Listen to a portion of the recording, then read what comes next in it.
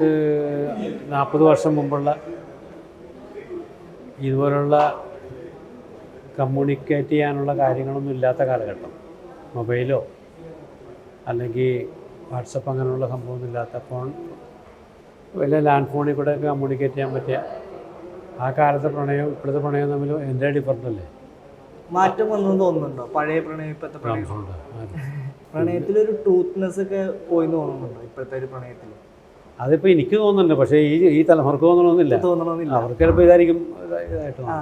നല്ല സിനിമ ആണെങ്കിൽ തിയേറ്ററിൽ ജനം കാണും, മോശം സിനിമയാണെങ്കിൽ കാണില്ല. ഒന്നാമതൊരു സിനിമ കാണാൻ പോകുന്ന റിവ്യൂ കണ്ടിട്ടൊന്നും ആണെന്ന് പറയാൻ പറ്റില്ല. റിവ്യൂ കണ്ടിട്ട് പോകുന്നവരും ഉണ്ടാകാം.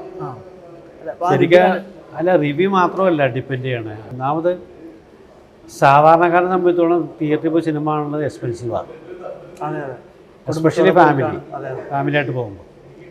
അപ്പോൾ ഒന്ന് ആലോചിച്ചിട്ടൊക്കെയല്ലേ പോവുള്ളൂ. പിന്നെ റിവ്യൂ അവരൊന്നും ഞാൻ ഒരിക്കലും കുറ്റം പറയില്ല, കാരണം റിവ്യൂ അവരുടെ ജോലി ചെയ്യുന്നു. ഒരു മോശം റിവ്യൂ പറഞ്ഞിട്ട് ഒരു സിനിമയെ നശിപ്പിക്കാൻ പറ്റുമെന്ന് എനിക്ക് തോന്നുന്നു.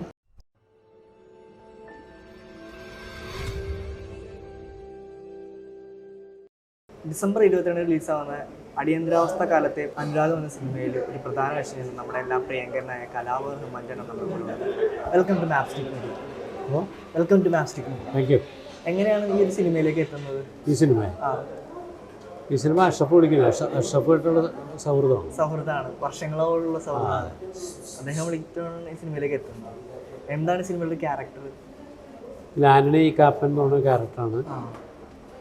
അത് നായികയുടെ അച്ഛനാണ്. നല്ല ഡെപ്തുള്ളൊരു ക്യാരക്ടറാണ്. ഒരു ഭയങ്കര ലവൽ ഫാദറാണ്. പക്ഷെ അതോടൊപ്പം തന്നെ ആദ്യം ഇതിൽ പ്രണയത്തെ എതിർക്കുകയും പിന്നെ സപ്പോർട്ട് ചെയ്യണമൊക്കെ ആയിട്ടുള്ള നെഗറ്റീവായിട്ട് തോന്നുന്നു. പക്ഷേ നെഗറ്റീവല്ല കാര്യം. ഒരുപാട് സിനിമകളിൽ നമ്മളിപ്പോൾ അഭിനയിച്ചിട്ടുണ്ട്. ഈ ഒരു സിനിമയിൽ എന്താണ് വ്യത്യസ്തമായിട്ട് തോന്നിയത്? ഈ സിനിമയുടെ പ്രമേയം തന്നെ വ്യത്യസ്തമാണ്. നിലവിലുള്ള പ്രണയത്തിൽ നിന്ന് വ്യത്യസ്തമായിട്ട് 40 വർഷം മുമ്പുള്ള ഇതുപോലുള്ള കമ്മ്യൂണിക്കേറ്റ് ചെയ്യാനുള്ള കാര്യങ്ങളൊന്നും ഇല്ലാത്ത കാലഘട്ടം.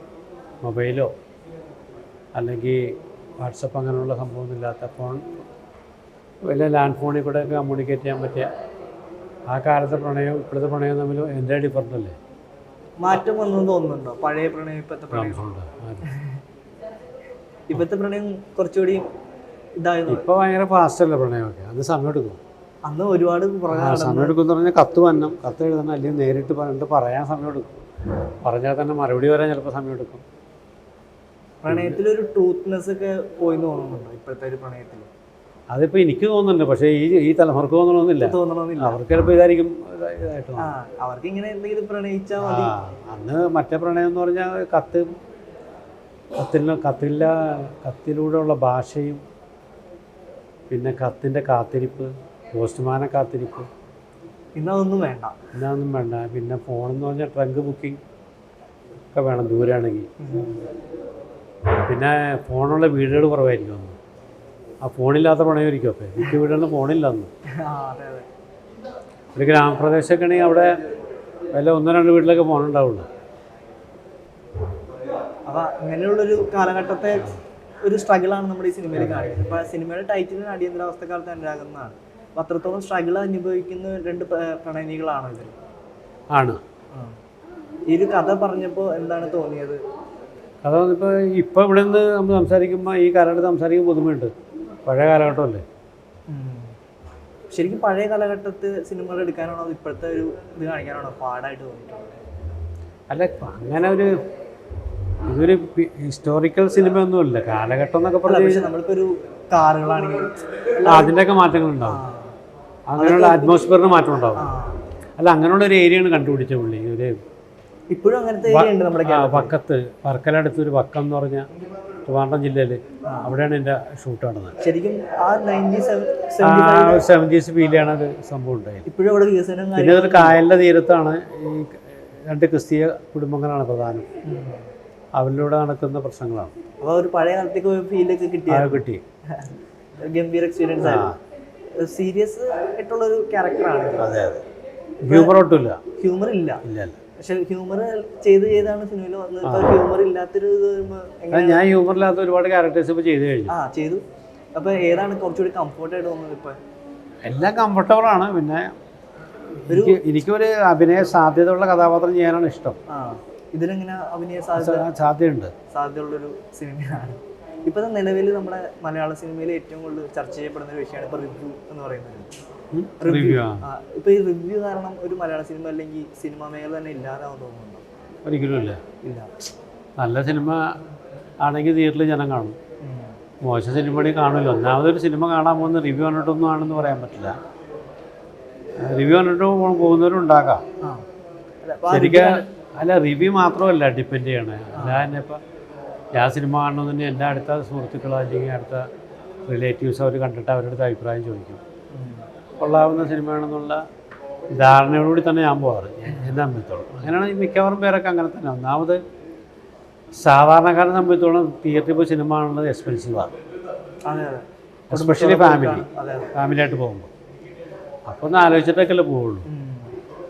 പിന്നെ റിവ്യൂ അവരൊന്നും ഞാൻ ഒരിക്കലും കുറ്റം പറയില്ല. കാരണം റിവ്യൂ അവരുടെ ജോലി ചെയ്യുന്നു. ഒരു മോശം റിവ്യൂ പറഞ്ഞിട്ട് ഒരു സിനിമയെ നശിപ്പിക്കാൻ പറ്റുമെന്നൊന്നും എനിക്ക് തോന്നുന്നില്ല. എത്ര മോശം പറഞ്ഞാലും സിനിമ കണ്ടുവരും എന്നിട്ട് നല്ല സിനിമ ആണെന്ന് പറഞ്ഞാൽ കാണാൻ പോകില്ലേ.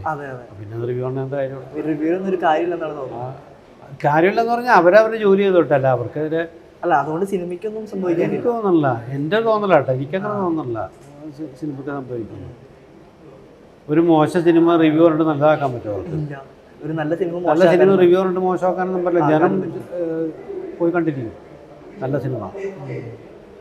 ഇപ്പോൾ കാതൽ സിനിമ ഞാനൊരു റിവ്യൂ കണ്ടതേ. കാതൽ സിനിമ ഞാനൊരു റിവ്യൂ ആരുടെയെന്ന് ഉറങ്ങാണ്ടത് മോശമായിട്ട് കേട്ടെ. കാതൽ പറഞ്ഞ കേൾക്കണ്ട, ഒരു എക്സ്പ്രഷൻ അല്ല മോശം. ഞാനിപ്പോൾ ഏത് റിവ്യൂ ആരാ പറഞ്ഞതെന്ന് ഓർക്കണില്ല. ഒരു റിവ്യൂ കേട്ടത് കാതൽ സിനിമ മമ്മൂക്കയുടെ. ആ സിനിമ അത്ര നല്ല സിനിമയല്ല എന്നുള്ള റിവ്യൂ ആണ് ഞാൻ കേട്ടത്. ഞാൻ ആ സിനിമ പോയി കണ്ടു, എൻ്റെ ഭാര്യയോടെ പോയി കണ്ടേ. നല്ല സിനിമ. ഞാൻ മാത്രമല്ല, ആ സിനിമ ഏറ്റെടുത്ത് ചെയ്യണം. തിയേറ്ററിൽ നല്ല കളക്ഷനായി. പിന്നെ റിവ്യൂ പറഞ്ഞതിൻ്റെ കാര്യമുള്ള റിവ്യൂ അവർ പറഞ്ഞോട്ടെ, അതാ അവരുടെ ജോലി. പിന്നെ ഒരു സിനിമയെ ഇറങ്ങുമ്പോൾ സിനിമ കാണാതെ റിവ്യൂ പറയാൻ നിൽക്കരുത്. അത് തെറ്റാണ്. കാരണം സിനിമ എന്ന് പറഞ്ഞു കഴിഞ്ഞാൽ വലിയൊരു വ്യവസായമാണ്. ഒരുപാട് പേര് ഇതുകൊണ്ട് ജീവിക്കാനാണ്. അവിടെ കുടുംബങ്ങൾ ജീവിച്ചു പോകുന്നതാണ്. അപ്പോൾ ഒറ്റ ദിവസം കൊണ്ടൊക്കെ വെറുതെ കാണാതെ കയറിയിട്ട് മോശമാണെന്നും പറയരുത്. അത് തെറ്റാ. സിനിമ കണ്ടിട്ട് ഓരോരുത്തർക്ക് അഭിപ്രായം പറയാൻ അവർക്ക് അവകാശമില്ലേ. പിന്നെ ഇതൊരു വേറൊരു പ്രശ്നം എന്ന് പറഞ്ഞപ്പോൾ പൈസ മേടിച്ചിട്ട് മനഃപൂർവ്വം ഒരു സിനിമയെ നശിപ്പിക്കാൻ. അങ്ങനെ ഒരു നല്ല സിനിമക്ക് എതിരെ പറയാൻ വേണ്ടി പൈസ മേടിച്ചിട്ട് പറഞ്ഞാലും, ഞാൻ നേരത്തെ പറഞ്ഞില്ലേ അതങ്ങനെ മോശമാണ് സിനിമ മോശമില്ലല്ലോ. പോയി സിനിമ കണ്ടിട്ട് 10 പേര് എന്ന് പറഞ്ഞാൽ നല്ല സിനിമയാണെന്ന് പറഞ്ഞാൽ അവർ പോലും. ഇപ്പോൾ മുകേഷ് സിനിമ കളിക്കുന്നുണ്ട്, വലിയ പബ്ലിസിറ്റി ഒന്നും ഇല്ലാവുന്നത്. ആ സിനിമ നല്ല അഭിപ്രായം, ഞാൻ കാണാൻ വേണ്ടിയിരിക്കുകയാണ്. കണ്ട നല്ല അഭിപ്രായമല്ലേ?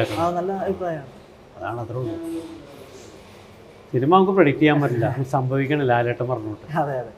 ഇപ്പോൾ ഏകദേശം 30 വർഷത്തോളം കാലമായി മേഖലയിൽ വന്നിട്ട് ഇനി ഇപ്പോൾ ആക്ടിങ് അല്ലാതെ ഡയറക്ഷൻ തൽക്കാലം ഇങ്ങനെ പോട്ടെ. ഇങ്ങനെ പോയാൽ അതൊക്കെ അറിയാവുന്ന ഒരുപാട് പേരില്ല ഇവിടെ. എന്നാൽ ഡയറക്റ്റ് ചെയ്യാന്നൊക്കെ പറഞ്ഞു കഴിഞ്ഞാൽ ചെറിയ കാര്യമൊന്നുമല്ല. വലിയ ടെൻഷനും. കഥ എഴുതണമെന്നോ അങ്ങനെ എന്തെങ്കിലും? കഥ എഴുതണമെന്നൊന്നുമില്ല, അങ്ങനെയൊന്നുമില്ല. ത്രെഡൊക്കെ മനസ്സിൽ വന്നു കഴിഞ്ഞാൽ സുഹൃത്തുക്കളൊക്കെ ഡിസ്കസ് ചെയ്യാറുണ്ട്. നല്ലതാണ്. എന്നെ അമ്മയത്തോളം ഞാനൊരു ആക്ടറായിട്ട് നിൽക്കാൻ വേണ്ടിയിട്ടാണ് എനിക്ക് ഇഷ്ടം. ഇങ്ങനെ കഥ പറഞ്ഞ് ഏതെങ്കിലും വർക്കൊക്കെ നടന്നിട്ടുണ്ടോ? ഇപ്പം ചില ചർച്ചയൊക്കെ നടക്കുന്നുണ്ട്. അല്ലല്ല, അങ്ങനെയൊന്നുമില്ല. സിനിമ ആകുമെന്നൊന്നും ഒരു പ്രതീക്ഷയില്ല. സൗഹൃദത്തിലുള്ള ചില കാര്യങ്ങൾ. പിന്നെ നമുക്കൊരു കഥ പറയുമ്പോൾ സജഷൻസ് ഒക്കെ പറയാമല്ലോ. നല്ല സജഷൻസ് പറയാം, അവർക്ക് ഇഷ്ടപ്പെട്ട അംഗീകരിക്കാം. എല്ലാ സിനിമയിലും അങ്ങനെ സജഷൻസ് സൗഹൃദത്തിൽപ്പെട്ട സിനിമയുടെ ചർച്ചയിലിരിക്കുമ്പോൾ ഞാൻ പറയാറുണ്ട്, നമ്മൾ പറഞ്ഞ കേൾവിക്കാരന് ഇഷ്ടമുള്ളവരായിരിക്കണം. അല്ല വെറുതെ വീട്ടിലോട്ട് കയറി പറയണ മര്യാദയല്ല. അതെല്ലാം നമ്മുടെ സിനിമ റിലീസിന് ഒരുങ്ങാണ്. ഒരു ഗംഭീര വിജയമാവട്ടെ. താങ്കൾക്ക് എന്താണ് നമ്മുടെ ഓഡിയൻസിനോട് പറയാനുള്ളത്? എനിക്കത് തന്നെ പറയാനുള്ളത്, പടം വിജയിപ്പിക്കണം. നമ്മളെ ഏത് സിനിമ ആയാലും, എസ്പെഷ്യലി നമ്മൾ ഇൻവോൾവ് ആയിട്ടുള്ള സിനിമ വൻ വിജയം വന്നതാണ് നമുക്ക് ആഗ്രഹം. അപ്പോൾ ഈ ആര്യപ്പക്ഷത്ത് കുറേ നാളുകൾക്ക് ശേഷം സംവിധാനം ചെയ്യുന്ന സിനിമയാണ്. അത് നിങ്ങൾ കാണുക, ഇഷ്ടപ്പെട്ടാൽ എല്ലാവരോടും പറയുക, കൂടുതൽ തിയേറ്ററിലോട്ട് ആളെ കയറ്റുക, സിനിമ വിജയിപ്പിക്കുക, അല്ലേ? ഇത്രയും സമയം നമ്മുടെ കൂടെ സഹായിച്ചതിന് ഒരുപാട് നന്ദി.